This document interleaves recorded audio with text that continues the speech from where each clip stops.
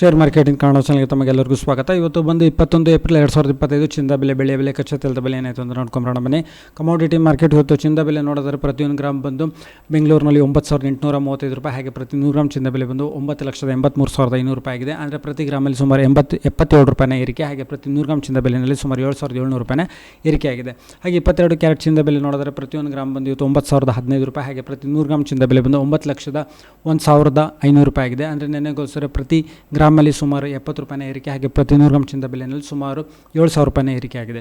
ಹಾಗೆ 18 ಕ್ಯಾರೆಟ್ ಚಿನ್ನದ ಬೆಲೆ ನೋಡಿದರೆ ಪ್ರತಿ 1 ಗ್ರಾಮ್ ಬಂದು ಬೆಂಗಳೂರಿನಲ್ಲಿ ಇವತ್ತು 7,376 ರೂಪಾಯಿ, ಹಾಗೆ ಪ್ರತಿ 100 ಗ್ರಾಮ್ ಚಿನ್ನದ ಬೆಲೆ ಬಂದು 7,37,600 ರೂಪಾಯಿ ಆಗಿದೆ. ಪ್ರತಿ ಗ್ರಾಮಲ್ಲಿ ಸುಮಾರು 57 ರೂಪಾಯಿನ ಏರಿಕೆ, ಹಾಗೆ ಪ್ರತಿ 100 ಗ್ರಾಮ್ ಚಿನ್ನದ ಬೆಲೆಯಲ್ಲಿ ಸುಮಾರು 5,700 ರೂಪಾಯಿನ ಏರಿಕೆಯಾಗಿದೆ.